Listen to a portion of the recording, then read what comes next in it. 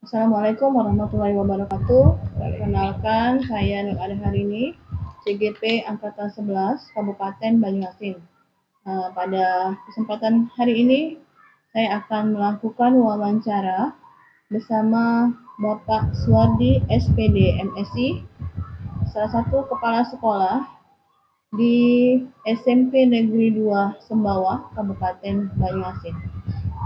Video ini diambil sebagai tugas untuk modul 3.1 tentang pengambilan keputusan yang berbasis kebajikan sebagai seorang pemimpin.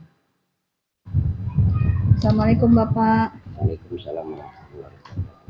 Ya, begini Bapak, ada pertanyaan yang mau saya sampaikan kepada Bapak terkait dengan tugas kami ya Pak dari calon grup penggerak untuk modul 3.1 tentang pengambilan keputusan yang berbasis kebajikan sebagai pemimpin.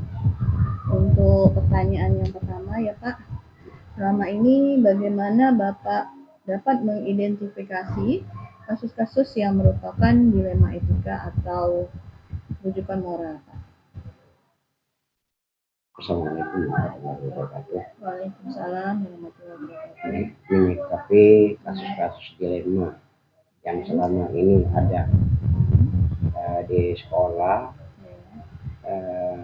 untuk mengidentifikasinya, karena semua yang terjadi kita pelajari dan mencari kesimpulan yang dapat digunakan sebagaimana tindak lanjut berikutnya. Baiklah, untuk pertanyaan yang kedua ya Pak, selama ini bagaimana Bapak bisa menjalankan pengambilan keputusan di sekolah Bapak, terutama untuk kasus-kasus di mana ada dua kepentingan ya Pak yang sama-sama benar atau sama-sama mengandung nilai kebajikan? Untuk mengambil keputusan ya, di mana kasus tersebut yang sama-sama ada benar atau yang sama-sama mengandung nilai kebijakan, kami pihak sekolah itu akan mengadakan musyawarah terutama dengan guru-guru BK-nya. Pertanyaan yang ketiga ya Pak, bagaimana langkah-langkah atau prosedur apa yang biasa Bapak lakukan dalam pengambilan keputusan Pak? Untuk langkah-langkah atau prosedur yang untuk mengambil keputusan itu, biasanya kami selalu menggunakan logika, tapi keputusan langkah-langkahnya itu untuk selama ini kan belum pernah kami coba. Insya Allah kedepannya langkah-langkah yang konkret untuk mengambil keputusan itu akan kami buat sesuai dengan aturan yang ada. Ya, berarti nanti kedepannya akan dibuat langkah-langkah ya Pak untuk bisa bagaimana mengambil keputusan itu yang lebih konkret lagi Pak ya, sesuai dengan prosedur yang berlaku. Untuk pertanyaan yang berikutnya Pak, hal-hal apa saja yang selama ini Bapak anggap efektif dalam pengambilan keputusan pada kasus-kasus dilema etika? Untuk hal-hal yang efektif kasus dilema etikanya biasanya kami lakukan dengan situasi nasional dengan dilandasi keterbukaan serta musyawarah antara pihak-pihak yang tertentu. Jadi lebih efektifnya berarti dengan cara musyawarah ya Pak ya? Iya. Untuk pertanyaan yang berikutnya Pak, tantangannya Pak, kira-kira tantangan apa yang Bapak hadapi ya Pak dalam pengambilan keputusan pada kasus dilema etika? Sebenarnya tantangannya banyak. Tantangannya yang pertama itu dalam melakukan musyawarah kadang-kadang yang kita ajak musyawarah itu tidak mau ya, kadang-kadang dia menuruti kehendak dia sendiri ya. Nah, oleh sebab itu mari kedepannya kami ya, selaku kepala sekolah untuk melakukan ya untuk musyawarah dengan para guru-guru baik yang ada ya di sekolah atau dengan wali murid ya. Jadi dengan adanya musyawarah itu mudah-mudahan kasus-kasus yang timbul akan mudah diatasi oleh kita semua. Baik Bapak. Untuk pertanyaan yang berikutnya, apakah ada jadwal tertentu ya Pak untuk pengambilan keputusan itu Pak? Sebenarnya jadwal itu perlu ada, tapi ya karena kita belum tahu kasusnya terjadwal atau tidak, jadi untuk kedepannya misalnya kalau ada kasus-kasus kita buat program bahwa ini harus ada jadwalnya untuk penanganannya. Nah, jadi suatu saat ya kalau kita sudah dijadwalkan bisa sesuai dengan yang dikehendaki oleh kedua belah pihak. Ya, jadi artinya kalau yang ringan bisa langsung ya. Ya Pak ya kasusnya, tapi kalau yang berat mungkin bisa dijadwalkan nanti untuk perbaikan lagi ya Pak ya ke depannya. Berikutnya Pak, ada tidak Pak yang membantu Bapak dalam pengambilan keputusan ini? Setiap pengambilan keputusan. Kalau yang membantu dalam mengambil keputusan ini banyak ya. Jadi mungkin dari waka-waka atau dari guru-guru yang senior itu.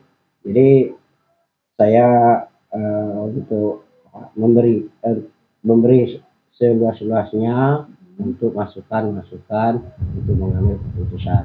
Karena kalau saya sendiri mengambil keputusannya mungkin tidak etis, karena ini masalah menyangkut orang banyak. Jadi masukan-masukan dari kawan-kawan guru ya, terutama yang senior itu sangat kami perlukan. Artinya kita perlu kolaborasi ya dengan yang lain-lainnya juga. Berikutnya Pak, nah dari percakapan kita hari ini ya Pak, apa yang bisa Bapak petik ya Pak untuk pembelajaran kita sama-sama dalam hal pengambilan keputusan? Dalam hal mengambil keputusan itu langkah-langkah ya sistematik sesuai dengan pandangan ya yang telah diajarkan oleh pendiri pendidikan, yaitu Kejaran Lentera, yaitu murid itu akan merasakan kebahagiaan yang setinggi-tingginya apabila kita melaksanakan proses pembelajaran atau saat ini menyebut sebagai Merdeka Belajar dengan adanya kurikulum Merdeka ini. Berarti pengambilan keputusan yang diambil itu intinya akhirnya harus berpihak pada muridnya ya. Terima kasih Bapak atas waktunya. Mohon maaf atas kalau ada kesalahan. Saya akhiri. Wassalamualaikum warahmatullahi wabarakatuh. Waalaikumsalam warahmatullahi wabarakatuh.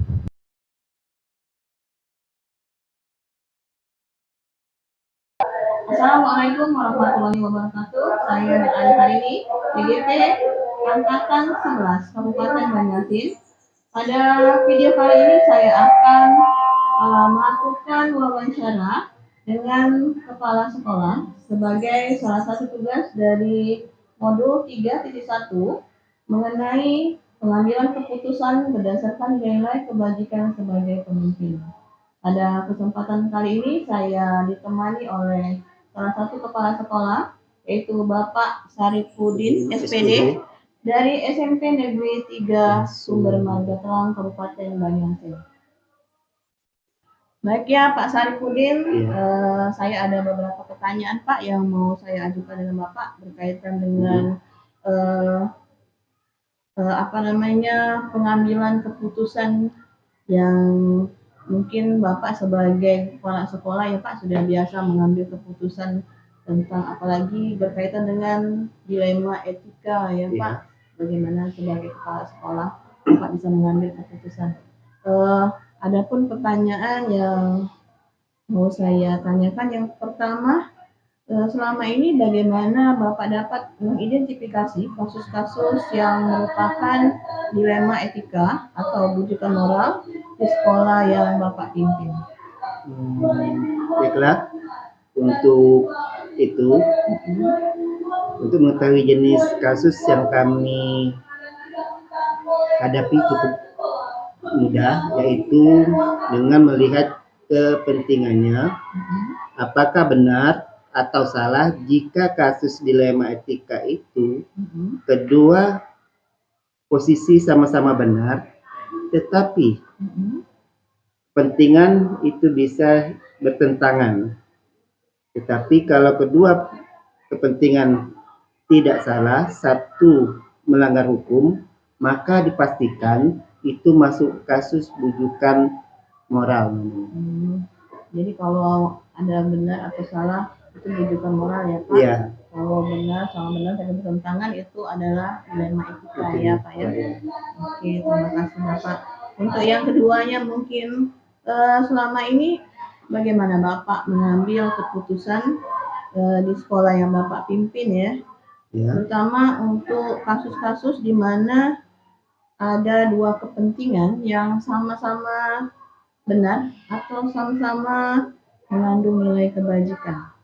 Untuk kasus yang seperti ini, untuk kasus dilema etika, di mana kedua kepentingan sama-sama benar, saya memperhatikan apakah masalah tersebut tingkat tinggi, rendahnya muatan kepentingan, misalnya apakah itu kepentingan pribadi, kelompok, terus kesetiaan, kebenaran atau kejujuran, jangka pendek atau jangka panjang.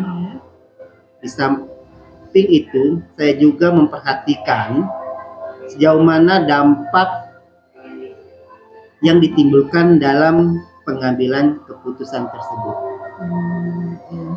Jadi Bapak melihat melihat bagaimana permasalahan itu ya Pak, apakah pribadi atau kelompok, kemudian nanti Bapak baru mempertimbangkan bagaimana pengambilan keputusannya ya Pak ya. Benar. Baik, terima kasih Bapak. Untuk yang ketiga, langkah-langkah atau prosedur seperti apa yang biasa Bapak lakukan selama ini dalam mengambil keputusan ya Pak?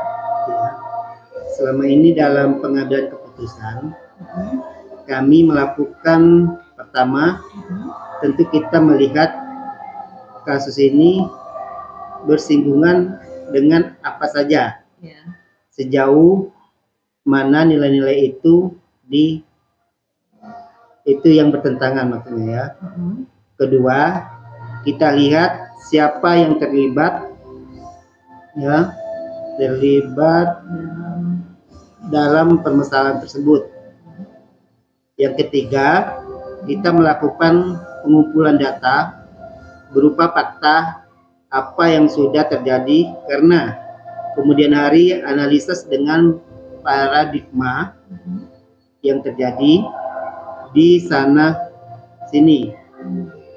Setelah kita melakukan faktanya, kita lihat kebenaran atau salah. Kemudian setelah itu kita mengambil keputusan. Kemudian setelah itu kita lakukan refleksi, apakah keputusan yang kita ambil itu sesuai dengan akidah normal yang ada dan semua pihak dapat menerimanya. Seperti itu, Bu. Jadi langkah-langkahnya melalui 3 atau 4 tadi ya Pak, yang ada 3 langkah-langkahnya. Ada refleksi ya Pak. Terakhir. Maka nantinya keputusan yang diambil itu tidak bertentangan ya Pak dengan orang lain. Terima kasih. Untuk yang berikutnya, hal-hal apa saja yang selama ini Bapak anggap efektif dalam pengambilan keputusan, khususnya pada kasus-kasus dilema etika. Dalam kasus dilema etika dikatakan apabila suatu dengan nilai-nilai dan tidak menimbul masalah di kemudian hari, saya kategorikan efektif dalam pengambilan keputusan. Seperti itu, Bu. Jadi kalau efektif berarti dia tidak ada masalah di kemudian Iya. hari ya Pak. Yang berikutnya, apakah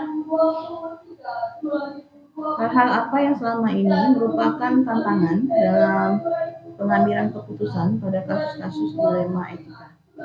Jadi tantangan terbesarnya tentunya datang dari pihak yang terlibat dalam memutuskan suatu permasalahan, yaitu upaya mempersatukan pemikiran dan kesepakatan yang memerlukan waktu yang panjang untuk menyamakan. Di samping itu juga kita harus dapat memilih dan memilah solusi dalam solusi yang disampaikan untuk kita dijadikan suatu jawaban yang dapat diterima oleh semua orang. Baik Pak Saripudin, untuk pertanyaan yang berikutnya ya Pak. Ya. Hal-hal apa saja yang selama ini merupakan tantangan dalam pengambilan keputusan pada kasus-kasus dilema itu? Ya, jadi tantangan terbesarnya tentunya datang dari pihak yang terlibat di dalam memutuskan suatu permasalahan, yaitu upaya mempersatukan pemikiran dan kesepakatan. Ya. Jadi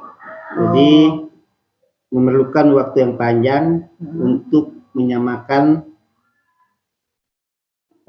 pendapat. Di samping itu juga kita harus dapat memilih dan memilah solusi demi solusi. Jadi yang tantangannya itu bagaimana menyamakan pendapat dengan orang lain ya Pak, dan juga mencari solusi. Iya, benar. Berikutnya, apakah Bapak memiliki jadwal tertentu Pak untuk dalam pengambilan keputusan itu? Apa ada jadwal tertentu? Untuk jadwal kita pilih dulu masalahnya.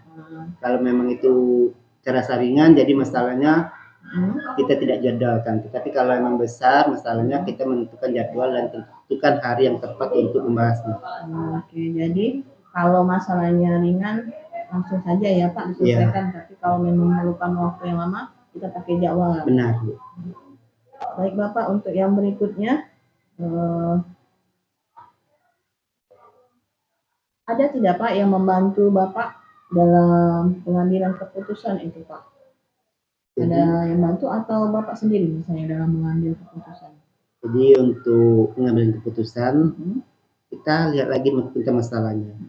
Kalau memang masalahnya sangat urgent, jadi kita kerjasama atau berkolaborasi dengan guru, wali kelas, bahkan guru BK yang memiliki hak untuk masalah tersebut.